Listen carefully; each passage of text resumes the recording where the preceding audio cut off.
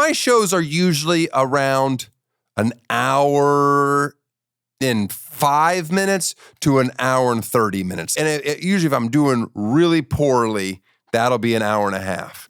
Because I keep thinking, oh no, eventually they'll like me. Tosh Show. Tosh Show. Tosh Show for show. Welcome to another episode of Tosh Show. I'm Daniel Tosh. With me, as always, my partner in crime, Eddie. What's up, the buddy? Hurricane. Gossling. Coming at you. Yeah, there he is. Eddie, we call Eddie, step on it. He'll step on you. When I step on you, then I wait. There's a big pause. And Well, see, here's the thing. Here's the thing, Eddie. Let me tell you something about the big pause. Okay. I can pull up a big pause. Sure. What I can't pull up is you stepping on things.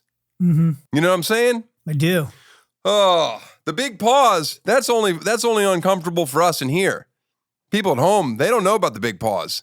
Clip it. You just wait, then you're like, oh, okay, now I'm going to time it. You see, you didn't get your full intro. Eddie the Hurricane. I'm not even sure that's what I said. You did. No, okay. You know, there are fans that have been clamoring for more Eddie time. Some people said, oh, why don't you guys put a camera on him? I'll tell you why we don't put a camera on him. I don't fucking want to buy another camera. That's reason one. I got to buy another camera just to put it on Eddie. Second reason, I think there's only one reason. It's also more to edit. Yep. Right. It's more to edit, and I don't want to do that. We're trying to streamline this process until this show becomes a huge juggernaut, and we can employ thousands of people. Because right now it's just the three people, and all they do is go, I don't think you realize how much it actually takes to do this each week. I mean, we're basically putting out an Academy Award-winning film every single Tuesday. I'm like, oh man, geez. So there's no camera in Eddie's future. We're just gonna put that dumb still of him up that I'm sure he made himself. I did. Eddie loves to Photoshop himself doing things. So you got a crown on. Looks pretty good. Mm-hmm. Do you own that crown? I do. Oh, okay. So it was an actual practical crown. Practical crown from Party City. Love the plug. Good plug, Ed. Yeah. Here's something that you might not know about Eddie. When he farts, the sound that comes out of him is confusing.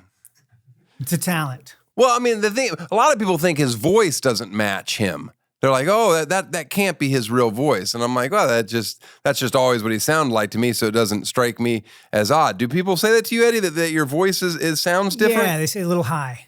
Huh. It does. Yeah, I guess I've just known you too long. I don't think anything of your voice, but your farts, they sound, I mean, I don't know how to describe it. I think we're just going to have to let one rip. I mean, there's where the bass is. It's like if you were to boil a pot of mud. Yeah, it's pretty good. It sounds about right. And record it. Yeah, you married a comedian. How long have you been married to Megan? 21 years. 21 years. Was marrying a comedian a good idea? I mean, it's worked out for us. But definitely when we were dating, we kept it quiet because comics, you know, they're going to roast you maybe. You put out Christmas albums way too often. Well, I have one album that I add new songs to every year. I'm your secret Santa, but first I've got a secret for you. I was in D.C. on January 6th. You create Christmas songs every year. I do. A lot of them are hostile toward our friends in Israel. Is that fair to say? I would say no. There's been no hostility towards the Israelis. All right. Well, I do have that. You know, you're a big believer that Christmas is the best. It's the best, and nobody else should compete when it comes to holiday songs. Hands off, everybody. And they're funny songs, right? Mm-hmm. I don't like them. I don't like funny songs. We've always said that. It's just they're not funny.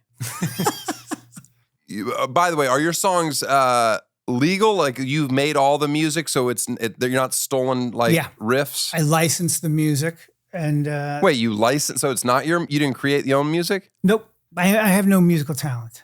Oh, so it isn't your music. So if they became a hit, somebody else would be getting paid for this? They'd be partially paid for it, yes. Oh man, Ed, I thought you were tinkering the whole way through. Nope. This is the episode where you're going to get to know Eddie a little better, because this is not a traditional episode. I am going to go over the tour that we just got off of. Now, Eddie was on the tour with me. He was opening up the shows.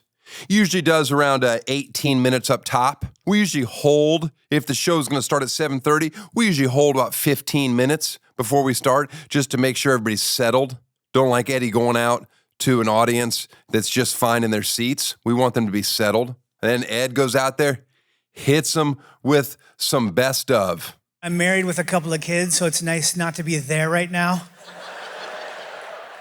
It's a lot of work, man. I see why dads leave now. Now I get it. I'm not saying it's right. Before I had kids, I was on board with you. Like, that's wrong. You shouldn't do that. Then I had kids, and I'm like, I fucking get it. This is a bit much. Maybe I'll take a break, come back at 13 when the kids show some aptitude for sports. I used to have a lot of different openers open with us. You know, sometimes they would just work out new material, and I would just get furious.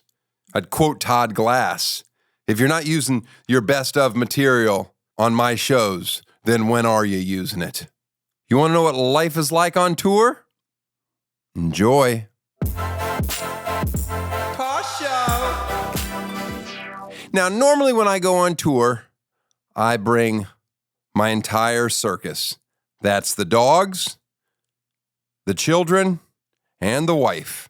You know, a lot of times tours are months long. This one was just a week. A different city every night, a couple shows a night. My wife was like, I don't want to go. And so she kept my daughter, and I kept my son.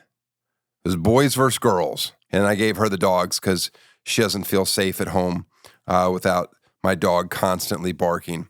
We left day of the first show, headed to Louisville, Kentucky. We landed, and our bus was waiting for us. Now, we had a tour bus. We were using Heart, the music group Heart. You guys familiar with Heart? Mm-hmm. Yeah. What's one of their songs?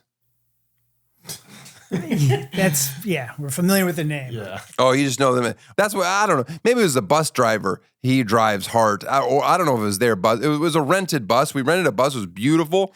It was all black, no logos. That's what I like on the outside. One push out. That's where the living room goes an extra 3 feet out, but makes all the difference on the inside. And that's our common area. That's where we eat. That's where we hang out. 2 big TVs, watch our sports. Then there's the bunk area. You can set that up to be 3 bunks, which only gives you about this much space. So you're really lying in a casket in that scenario. Or you can make it just 2 on each side, and that's a little better. That's for Pete, Eddie, and my son likes to just play in one. And then my son and I, we slept in the back room. And that has it's like a queen bed, but a corner of it's cut off. I put him next to the wall, and we just hope for the best. When you're on a bus, you have to sleep feet first, because whenever impending death is near, you don't want to just snap your neck right away. You want to give yourself a fighting chance when you hit something. I think that's the rule. Anyway, Louisville, we didn't even get a hotel. We just flew there, took the bus to the venue. My son and I, backstage, semi-gross. It's a pretty old theater, the Palace Theater. Seats about 2,600. We're downstairs in my green room. You know, I'm getting him ready for bed before the show, getting him in pajamas. We're taking a quick shower. And I'm just like, oh, if somebody busted in to this green room and saw me backstage showering with a 5-year-old, they'd be like, that's exactly what I thought was going on back here. Eddie, what age did you stop showering with your kids? I mean, had to be around 5, yeah. Both of them? No. Probably. I think that was Megan's job with Mia. Maybe she did that. See, I shower with both my kids. Might have done a couple years with Mia. Like my son knows the difference between a penis and a vagina. Right. Lord knows I didn't know that. everybody's just naked in the showers all the time. It's got to stop, right? Getting clean. Yeah. When's it going to stop? I guess it's going to be soon. It's probably when his first friend makes fun of him for showering with me. And I just also, I don't want my parenting to be judged too much here, but I kept my son on West Coast time the whole time because those normal bedtime's 8 o'clock. What is that? So 9, 10, 11. That's 11 o'clock Eastern. So he could basically stay up for the shows and then sleep till 9 in the morning every day. And Eddie over there, Eddie steps off stage and my son is just waiting there just to either hit him, take a sword and try to fight him. And they go hang out on the bus, wait for dinner to come. And as soon as I get off stage, we eat dinner and then we go to bed. That's pretty much the routine. My shows are usually around an hour and 5 minutes to an hour and 30 minutes. That's about the range. Usually if I'm doing really poorly, that'll be an hour and a half because I keep thinking, oh no, eventually they'll like me if I just stay up here long enough. But the second I say goodnight, there's no, I'm going to come back out and give you 5 more. I walk off stage, I beeline out the back door, onto the bus, onto the next city. That's it. Nothing. I'm not hanging out. I'm not talking. I'm not meeting fans. Sometimes somebody will scream. They've been waiting out and they'll be like, hey, can we get a quick photo? And I'll do it. I'll do those people that have waited for a photo, but there's no like meet and greet. Meet and greets now are just cash grabs. You know that? People like, oh, you pay extra for a seat to talk to the performer afterwards. I won't do that. I don't like money or people enough. Louisville surprisingly went well. Show was good. Show was fun. Did you like that show? Yeah, I did. I thought the venue was fine. It played well. Right. You want to know what we had for dinner? We had at Bucks. I had a Kentucky lawyer. That's pan-seared lobster tail over mashed potatoes and asparagus, finished with a bourbon cream pan sauce. That's what I had from Bucks. Then we were heading off to Indianapolis after that, which was a fun theater. The place that we performed out there, the theater has multiple theaters inside of it. The first time I performed there, I don't know, 15 years ago at this larger venue, I didn't get to do the main pretty theater, the Murat Theater that seats 2,500, and we did 2 shows there that night. But the first time I played like a ballroom that had big round tables, 8 people sit at each table. It was weird, but I went there the night before and I watched Henry Rollins perform. And I was just like, what am I doing, man? And then I was watching him. I was like, what is he doing? I don't know. It's not comedy, really, right? Isn't it? I don't think so. Is it inspirational, but like with an edge? Yeah. Well, anyway. By the way, the marquee out front was great because it's that Daniel Tosh sold out. But that was only the first show. The second show wasn't sold out. But I thought it was cool. Like people walking, oh man, I can't get tickets. I'm like, yeah, you really could. Indy in general, downtown, it started off kind of a nightmare. I wanted to find a toy store. I don't bring toys for my kid on tour. We just find a toy store, we buy a couple toys, and that's what he plays with, and he's excited about that. We found this mall downtown. It was like 3 levels. Every single store is closed, but there was a toy store that was open at the top, and it was, had enough stuff in it. I just let him look. I wasn't even going to push him. And like, hey, did you pick something out? Just let him go. Killed an hour and a half. It was great. He was just picking up every single toy for an hour and a half in that toy store. And I was like, I don't care. Take as long as you want. He's like, do I need to make a decision? I'm like, nope. I ended up buying a few games myself. Bought him Racco Jr. We started playing that on the bus. But anyway, so that mall was disgusting. It really was disgusting mall, but it killed an hour. Our timing was perfect. The Strawberry Festival was going on in Indianapolis. I don't know if you're familiar with strawberries, but they're not local to Indy in any way, shape, or form. But that's where the Strawberry Festival was. Everyone in the city or the state was lined up to get strawberry shortcake. It wasn't even free. I thought, oh, this is why this line is so crazy. It's no, it's like $10, and you get a scoop of vanilla, whipped cream, a biscuit, and strawberries. And everyone was walking around with them. It looked delicious. My bus driver got one. He said he thought about getting me one, didn't. At least he told me about it. Then we headed off to Michigan to Firekeepers Casino. You know, and they never, when you arrive at these casinos, you're always ushered through the back, the belly of the beast. And that's as awful as you can imagine. As you know, bright neon lights, and it's in the middle of the night. I'm trying to keep my kid asleep, and that's awful. As we go through the kitchen and then a million different hallways to eventually get to our room, and then the key doesn't work. The casino was nice. They took care of us. I had the presidential suite. I had a piano in my room. That's always fun. Although this time, Pete messed up because these security guards usher us through the belly of the beast all the way up a private elevator. And by private elevator, I mean the gross, disgusting elevator that the staff uses. That's not really called a private elevator. That's just a service elevator. But this time, they walked us right to the main elevators, and we got in, and then they're like, well, you guys know how elevators work. We'll see you later. And the doors just closed, and they weren't in there. Well, so we didn't get to tip them. So they probably were like, well, fuck these guys. If they're not going to tip us, like, you're supposed to tip everybody. Anyway, Pete thought they were walking us to the room. We meant to tip you, Firekeepers Casino security. Now, I'm going to be honest with you.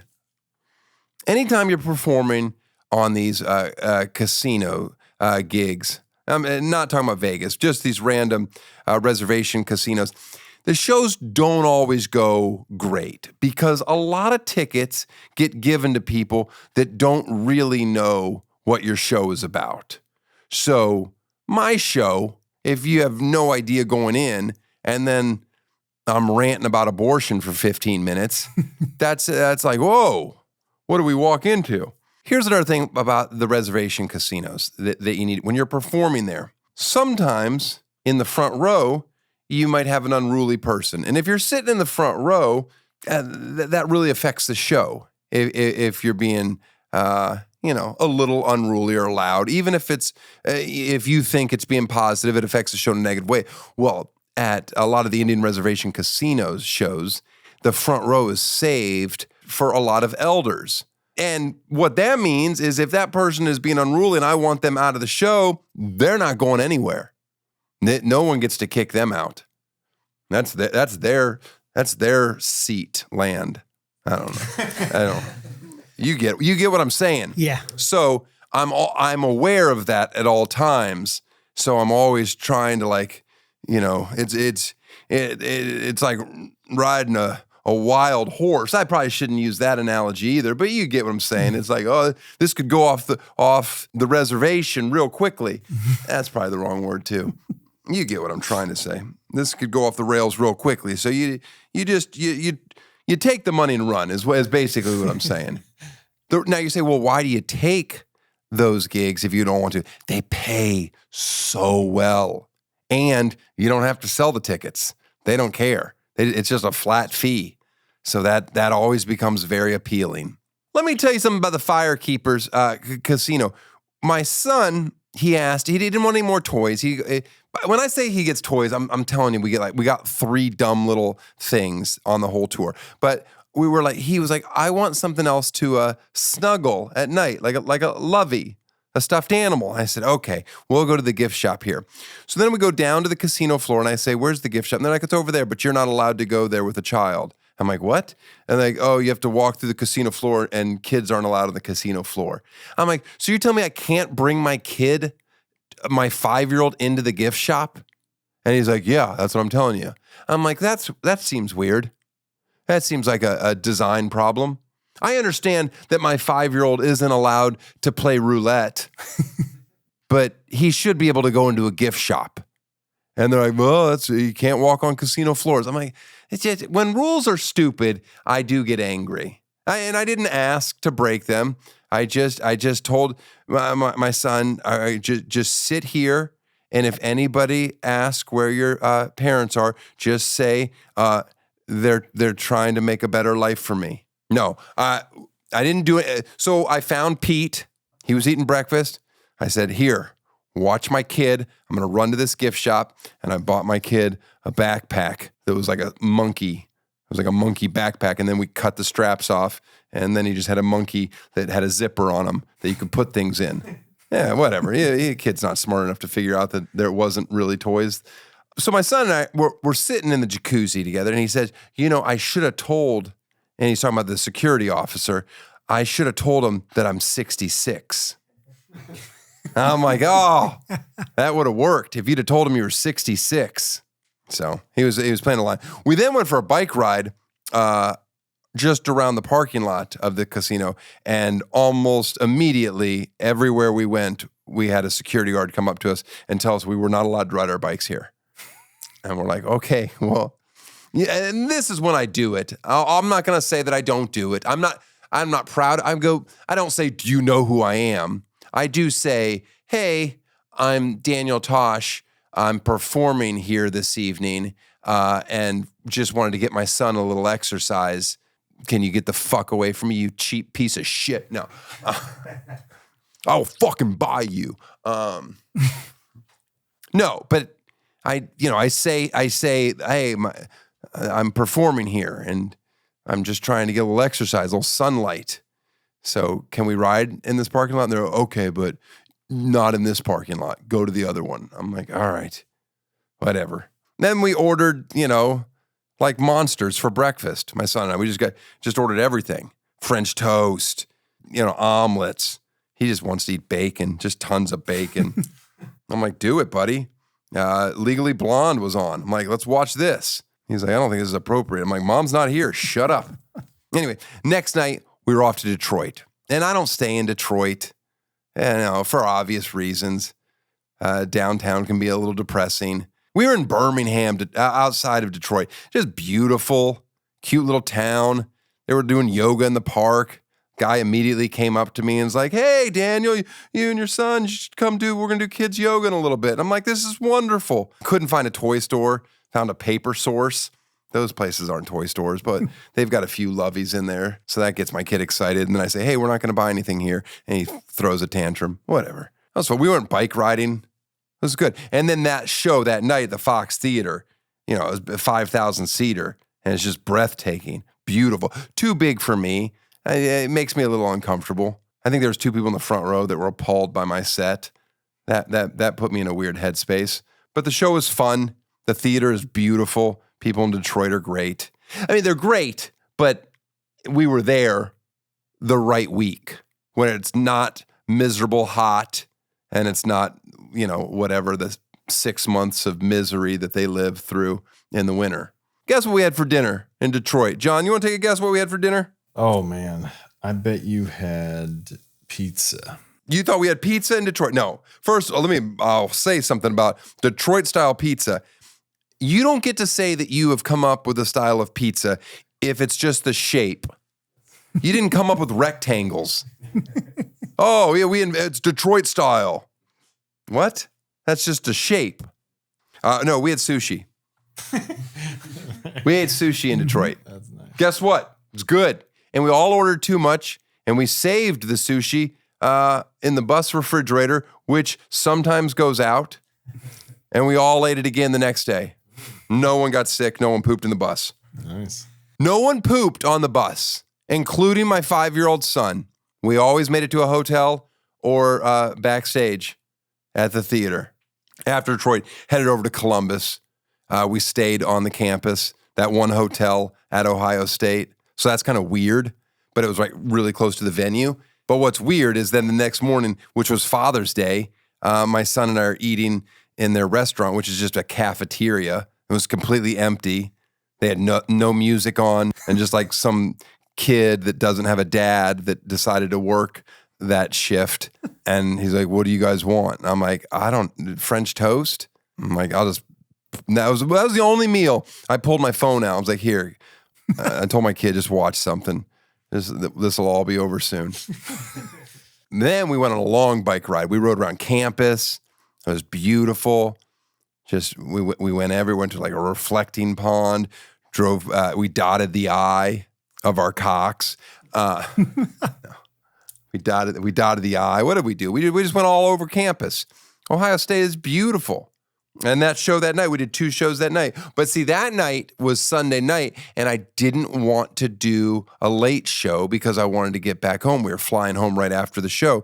So we added a show, but we added it at 5 o'clock. Now, the problem with adding a show at 5 o'clock is it's beautiful outside, and there's just something about saying the horrible things that I say on stage to people that are like, it's 5 o'clock, man. Remember my rider that you have to have like a veggie tray?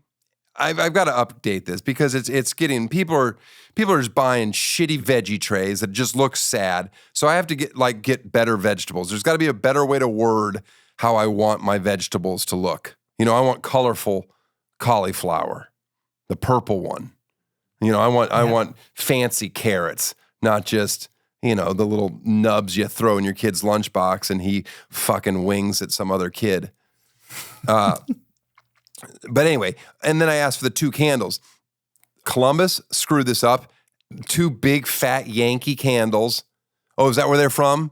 Is Yankee candles from Columbus? It's disgusting. Didn't light those. Didn't use them. Get better candles, guys.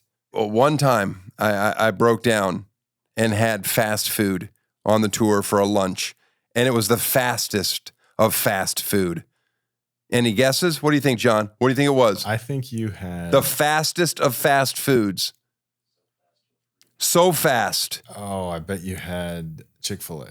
No, that's not the fastest of fast food. So fast, smells are free. This is definitely going to be a new sponsor of the show when they find out that I'm plugging them. I had the Turkey Tom. Oh. What place did we eat at? You got it, John. You got this, John. Think about it. Hold on. Okay. The Turkey Tom. Smells are free. The pickles, they spear them, but they give you the whole dill. She's big. Oh, God. I don't know. It's called Jimmy John's, you Jimmy John. dummy. Your name's in it. Your name. Oh, man. We had Jimmy John's, and it was delicious. Oh, and then that night when we flew home, we stopped at, we picked up from this Mexican place that I like. But the last time that I was there, 7 years ago when I was performing at Ohio State, I was with Greg Hahn, comedian, and he met us at this place for lunch. And we were already eating. And he comes in, and again, I don't know why things infuriate me, but this does. He's one of these people that will ask the server what do they like. And I'm like, who gives a fuck what this person that has this job likes at this restaurant? You know nothing about them. Their opinion is meaningless. Anyway, we're all eating. Greg Hahn comes in late, sits down, and he's big energy. And the server comes up, oh, what would you like? And he's like, well, what do you like here? And she's like, well, I like the nachos. Okay, fair enough. He goes, oh, great, that sounds good. I'll have 2 of those. He ordered 2 nachos. Nachos, just like you would think at a restaurant where they're shareable for 6 people. He orders 2 massive plates of We're all like, that wasn't a taco. It wasn't even a burrito. A burrito, ordering 2 burritos at a Mexican restaurant would be ridiculous. Ordering 2 nachos, I just stared at him. Of course, he didn't remotely finish eating the second one. I don't even think he started on it. But I just sat there and I watched him just the whole time, mouth agape. Like, You had to order 2 nachos, right? All in all, a successful tour. My son, the champ of the tour, totally handled it.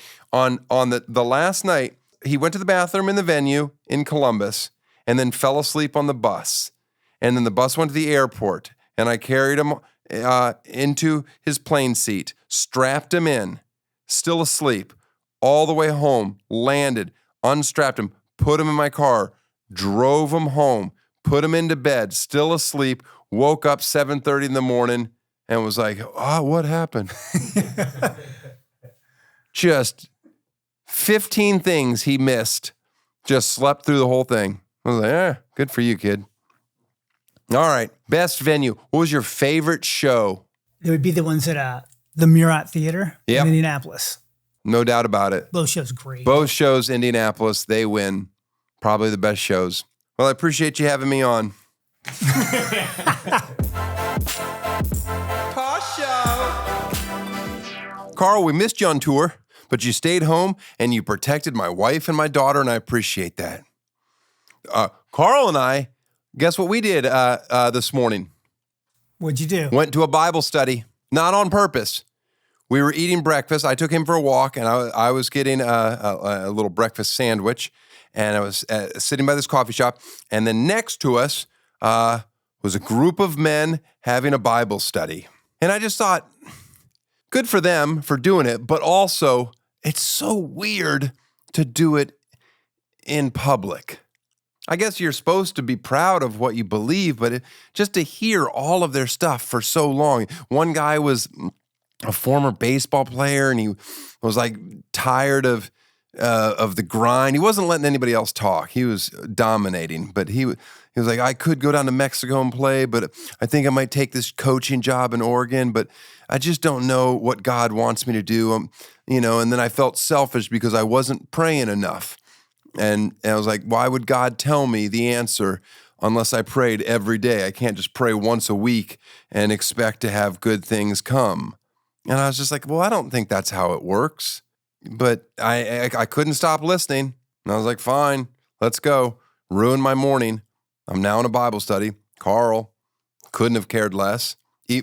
As well, he shouldn't care, knowing that all dogs go to heaven, as it's written. You think you're going to heaven? Not unless you stop with that coprophagia diet of yours. Ugh, it's disgusting. The GOAT is available, all episodes on Prime. Watch it. Check out boyswearpink.com. If you have a toddler in your life, come see me do stand-up. If I'm near you, or if I'm not, just fly to see me. Come to Hawaii. Let's go. Thanksgiving. Let's have fun. My son, another bedtime story. Let's do it again next week, guys. Enjoy. Wait, see you next week. All right, go ahead. Tell me one. Once upon a time, in a song, but the salmon and his animal. Every day there was a salmon in the deep ocean sailed. Every day they could see everything with sauce, and one day they saw go into the driveway and onto a big huge coyote. The coyote didn't know how to break down Cinda, and they say one didn't know how to told the cement fuck. And then the end. Tosh Show. Tosh Show. Tosh Show for show.